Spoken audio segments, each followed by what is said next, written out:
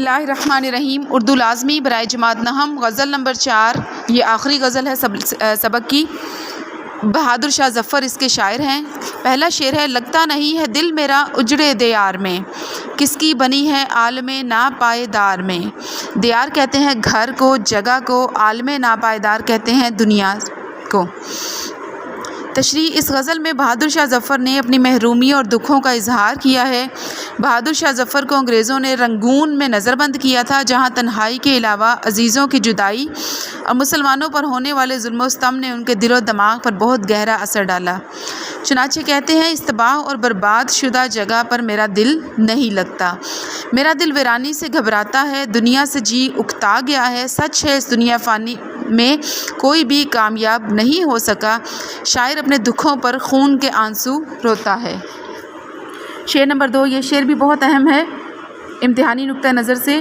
عمرِ دراز مانگ کے لائے تھے 4 دن، 2 آرزو میں کٹ گئے 2 انتظار میں۔ عمرِ دراز کہتے ہیں لمبی عمر کو، آرزو کا معنی خواہش، کٹ گئے گزر گئے۔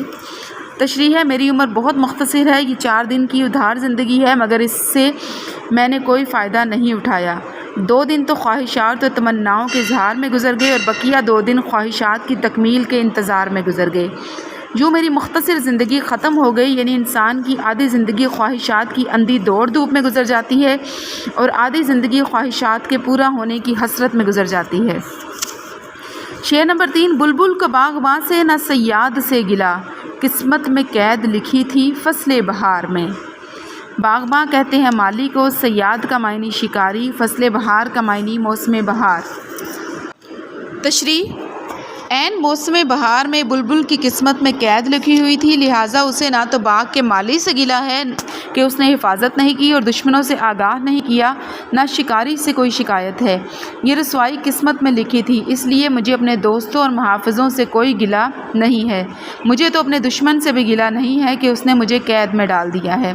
یہ قید تنہائی میری قسمت میں ہے اور قسمت کا لکھا کوئی نہیں ٹال سکتا۔ شعر نمبر 4 ہے: ان حسرتوں سے کہہ دو کہیں اور جا بسیں، اتنی جگہ کہاں ہے دل داغدار میں۔ حسرتوں کہتے ہیں خواہشوں کو، داغدار جس پر داغ ہو یعنی زخمی۔ بہادر شاہ ظفر کو طرح طرح کی تکلیفیں دی گئی تھیں، شہزادوں کے سر کاٹ کر اسے ناشتے میں پیش کیے گئے، وہ بہت دکھی ہو گئی۔